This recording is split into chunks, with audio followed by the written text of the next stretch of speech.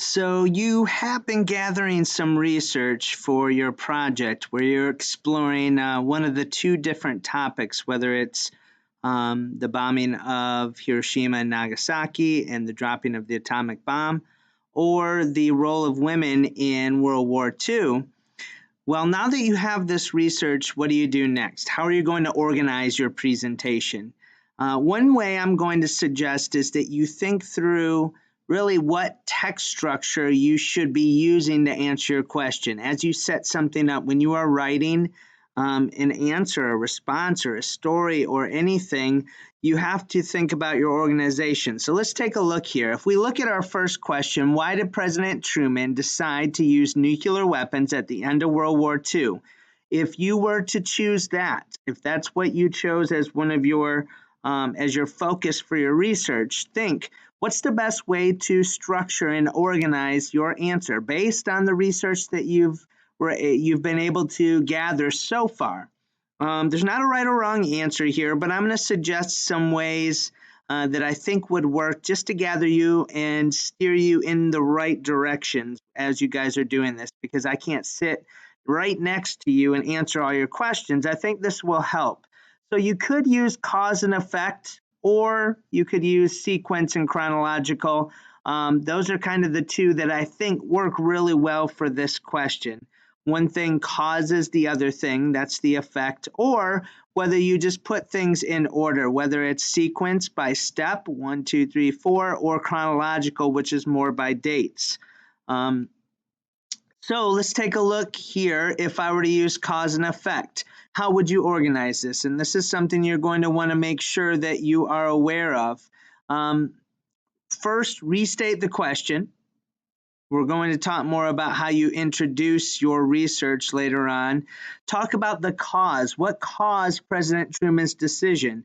That, of course, is Japan attacking Pearl Harbor is what got us involved in this war. But moving forward, what was it that President Truman was trying to avoid? What was it that he was trying to accomplish? Think about these things from your research. Next, why did Truman decide to drop an atomic bomb? What was the other option? What could have happened if they continued fighting? What would have been the result potentially based on what they could project over the next year? This was not a war that was going to end quickly. It was going to continue over maybe another year of fighting potentially. They had a very difficult war to fight. It was not going to be easy fighting on these islands and spread out. So the other option of dropping the bomb would be to continue the war. So you could talk about that. Also giving some background knowledge about what a nuclear weapon is. Hopefully in your research you come across that. Step 5, at what point in World War II did Truman make this decision? Details on the date and time the bomb was dropped. So you can at least find when this happened. Give details on the location the bomb was dropped. There's 2 islands. And then what was the outcome, the effect? What happened? We talked about the causes. What was the effect of using nuclear weapons? Good and bad. This cut off on the bottom, but what was the effect of using nuclear weapons? Both the good and bad effects. Okay. What if you did that same question and you chose chronological to organize your thoughts? Well, once again, you restate the question to give your answer and then create a timeline. You could put together a timeline of how Japan attacked Pearl Harbor, the events leading up to the nuclear bomb dropping related to really our war in the Pacific, the war ending in Europe, and then when were the bombs dropped and where, along with the date that World War II ended. Okay, and so you could share details, one slide about each of the events, and do it in the form of a timeline, step by step with dates. That would be chronological. And then share the outcome of using nuclear weapons, the good and bad, what happened as a result of this. So if you wanted to organize chronological, you could do that. So you could see the difference here. This is more of a cause and effect. One thing caused the other, and as a result, this is what happened. And then you have chronological, where it's more the facts of the order of how things happen and the dates. Okay? If you chose the other question, how did the role of women change during the time period just prior to World War II and the time period immediately following World War II? You could ask the same question. What text structure would work for this? You have a couple of options. What I'm going to suggest is just description here. There's a lot of details you could find related to this topic. It's a large topic, but based on the resources you have, I'm going to show you and model a little bit about what happens if you organize it as a description. So once again, you'd restate the question. Describe, you're describing these answers. Describe women's role before World War II. What was it like to be a woman during this time period before the war? Describe their role during World War II. What happened? What did they need women to do? How did women step up? What kind of roles did they play? And then also, hopefully, you can find a little bit about how did this impact women after World War II as far as responsibility and jobs in the workplace and what they were able to do based on what they've shown during this war, what they were capable of. Then also share the work of 2 to 3 influential women during this time period.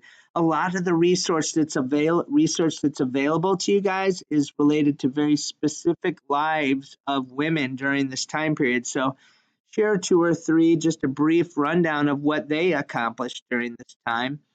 Hopefully you address the who Rosie the Riveter is. Is this a real person? What did this person represent, or what did this image represent?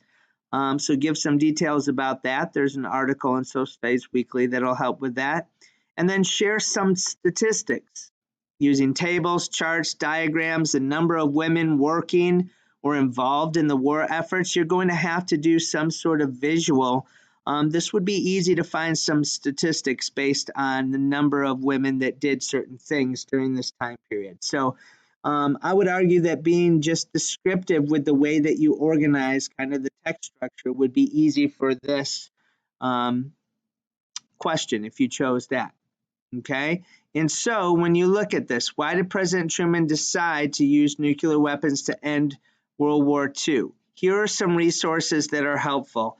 Hopefully you've been doing some looking around for research, but as far as what's available to you, Social Studies Weekly, week 18 and 19 has some good stuff here. There is very specific details in some of these articles.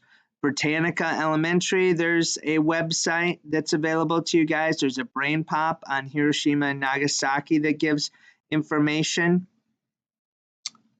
And then if you chose the other question to research, as far as some resources, once again, the Social Studies Weekly, week 18, has several different articles related to women and the role of women. This bottom part got cut off. I apologize. It says for number 3, Social Studies Weekly, week 18, Untold Stories is the name of the article. It says towards the bottom, it mentions women pilots in the Air Force. It cut off in the Air Force, but that will be helpful. And so